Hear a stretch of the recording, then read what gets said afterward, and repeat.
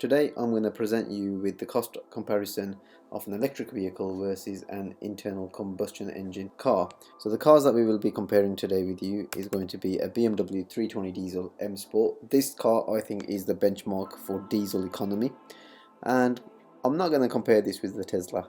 I'm going to be comparing it with a VW ID4 GTX. Now I know looking at these two cars you'd be thinking that they are miles apart, but ideally if you're looking at a 320 diesel as a family runabout, you might want to consider this VW ID4 GTX as an equivalent car in terms of space and practicality. Let's just have a look at the BMW 320 diesel M Sport. Now some of you guys will know that I had a BMW 320 diesel M Sport not long ago, and I ran it for about 2.5 years, so everything in this vid is going to be about true life figures. So this BMW 320 diesel M Sport is a 190 horsepower car, 0 to 60 in 6.8 seconds, and the rest of the information is there. In this comparison we're going to go with base level cars, so no options added. That way we get the best of not only the price but also the economy. So as you can see, it's quite an expensive car, the 320 diesel. It's just over 40.5 grand. Now the GTX is a bit of a high line car. This has 300 horsepower or just shy of. I don't know how efficient that is, but in the calculation we'll cover all of that. I personally don't think it's a bad looking car. It is like an SUV, with electrification, and might be something that I might consider in the future. So the next thing I'm going to do is compare the fuel comparison based on real life driving and today's fuel prices. So the BMW, as you can see, it was £40,505. That's the cost of the vehicle new, and the ID4 is 49,025. So ID4 is, well, it's almost 10 grand more expensive than that one. So let's concentrate on the 320 diesel. The tank size of the 320 diesel is a 60 litre tank.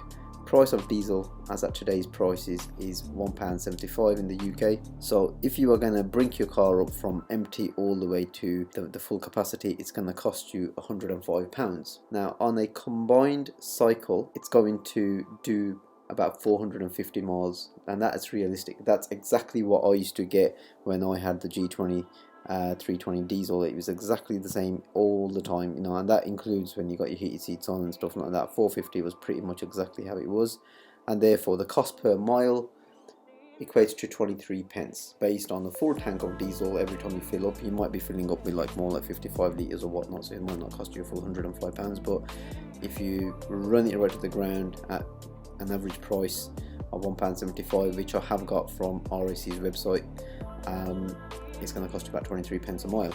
Now if you compare that with the VW ID4, let's just take the actual price out of the equation. It has a battery capacity of 77 kilowatt hours. The cost of a kilowatt hour charge is 27 pence. Now that's considerably lower than a litre of fuel, but let's just see how that gets on. So to top up a full charge of battery on the ID4, it's going to cost you £21, which is a fifth of the price of a full tank of diesel. There's also usually a transaction fee again, let's go with an average of £1.50, so a total charge is going to cost you £22. Now this is based on the fact of today's prices. It is based on the fact that there's no real government duty or anything like that on electric charge. So if all of that changes, or they start adding duty on charge points and stuff, then this price is going to go up. But nevertheless, if you look at the miles per tank or per battery, now VW say it's going to do 299 miles.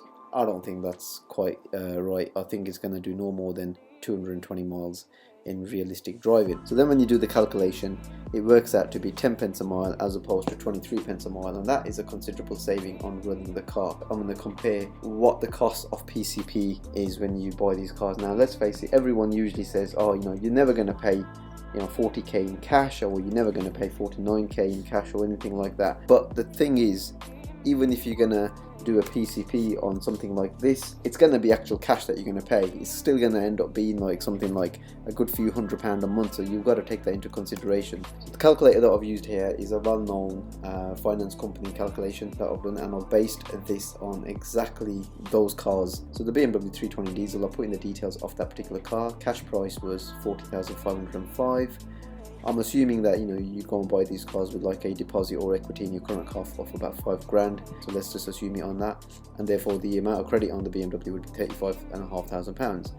it works out to be about £530 a month with the final balloon payment of 17 grand. Now, most of us will probably not get to this point because, let's face it, you kind of chop and change, but the key figure here is looking at this number here.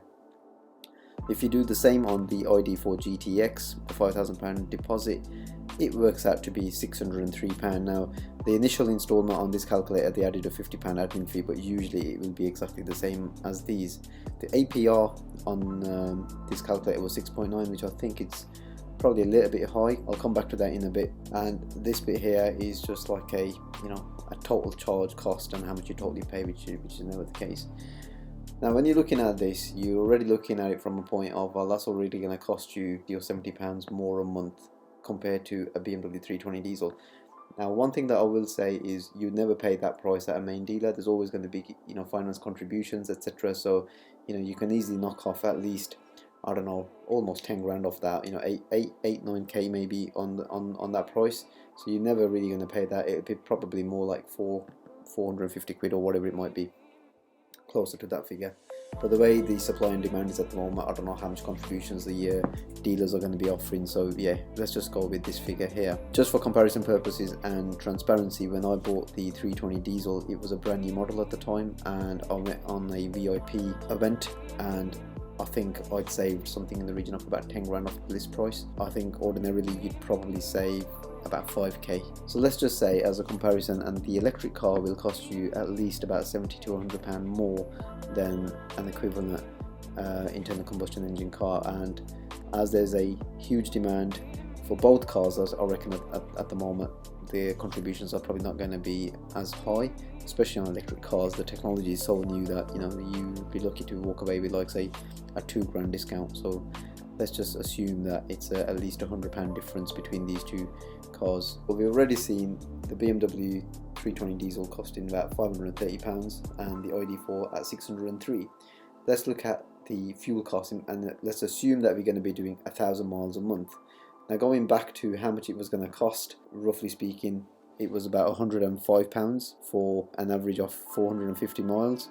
So I'm just doubling that because you might do 1,000 miles more so on motorway and stuff like that. So let's just stretch that to 500 miles and therefore 2 full tanks. So it's going to cost you at least 2 tanks a month, at least 2 tanks of fuel a month, giving you a total cost of £742. The electric car will cost you £603. So to do at least 1,000 miles, it will require at least 5 charges to give you that type of mileage, which will then cost you a further £101.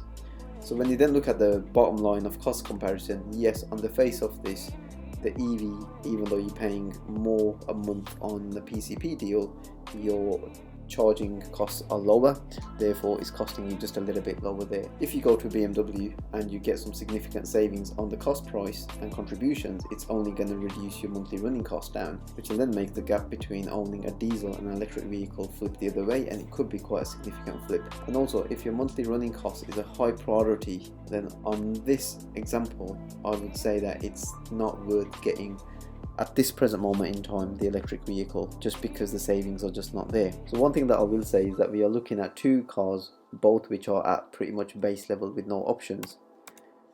If, for example, you start adding options and different interiors and wheels, it's definitely going to change the costing of the car and the monthly costs. So that is just something to bear in mind. So this comparison is also based on a high API, in my opinion, at 6.9%. Now that is quite high, especially around a BMW and on a brand new car. So if you're looking at a used car, I think that API is going to be more like 9.9%. So the price difference that you're going to pay between a 1-year-old car and a brand new car might not even be hardly any difference within it, just because of the different APR.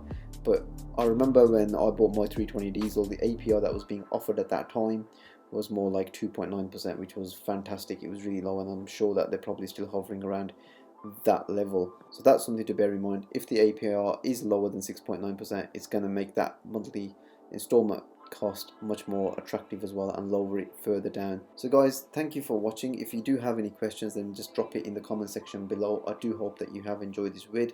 This was just my comparison vid based on a real life example on the 320 diesel against what I assume would be the cost of running an EV car.